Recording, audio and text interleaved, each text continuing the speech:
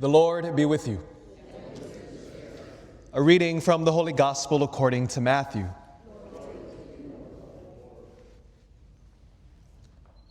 Jesus said to his disciples, I tell you, unless your righteousness surpasses that of the scribes and Pharisees, you will not enter into the kingdom of heaven. You have heard that it was said to your ancestors, you shall not kill, and whoever kills will be liable to judgment.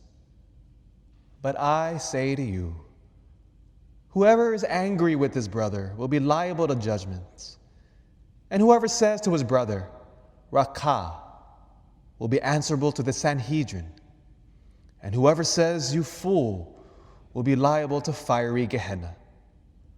Therefore, if you bring your gift to the altar, and there recall that your brother has anything against you, leave your gift there at the altar, go first and be reconciled with your brother, and then come and offer your gift. Settle with your opponent quickly while on the way to court. Otherwise, your opponent will hand you over to the judge, and the judge will hand you over to the guard, and you will be thrown into prison.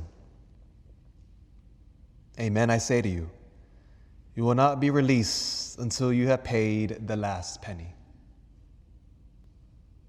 The Gospel of the Lord. So yesterday was our first Lenten session for our Bible study at the parish. We've been announcing it for a few weeks now. And it went off great. We had over about 100 people, both on the Spanish side and on the English side, because they were both going at the same time. And so it was really beautiful because we're trying to get to the hearts of the Bible and to make the Bible less intimidating for many, especially because we all know we want to dive deeper into our Word, into the Bible, and to grow in our knowledge and our practice of it. And part of the Bible study, what we're focusing on, was focusing on themes, not so much particular books of the Bible. But rather, the first theme last night was that we are created for relationship. We are created for relationship. We're created for love.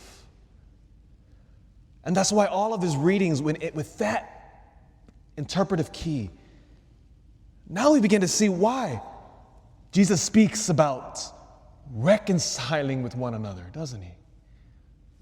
Or why, how steadfast the prophet Ezekiel here, speaking about when the wicked man turns away from his sins he's committed, is how much pleasure that God gets when someone who is far away now returns.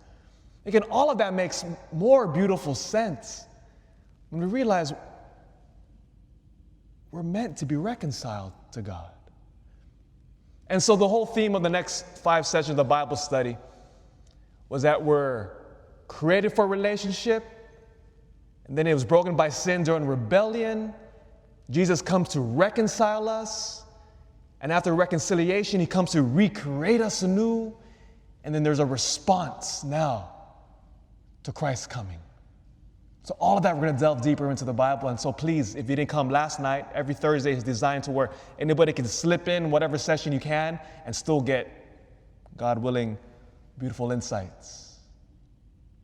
Or how about this? So we heard confessions today. We have new confession time. So I counted how many came. Because again, as a pastor, I got to count if there's a need or not. So numbers in that sense is important.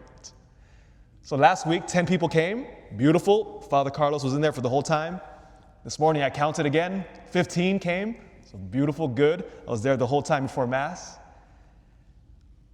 But who cares so much about the 100 people that came to the Bible study last night or the 15 that came this morning to confession? Because it's all about reconciliation. Healing of any broken relationships. Because at the end of the day, all of these practices, reading the Bible, going to confession, is all about one thing: intimacy with Jesus Christ. That is always the answer. Intimacy with the one that is love itself. We are called to be reconciled to this love.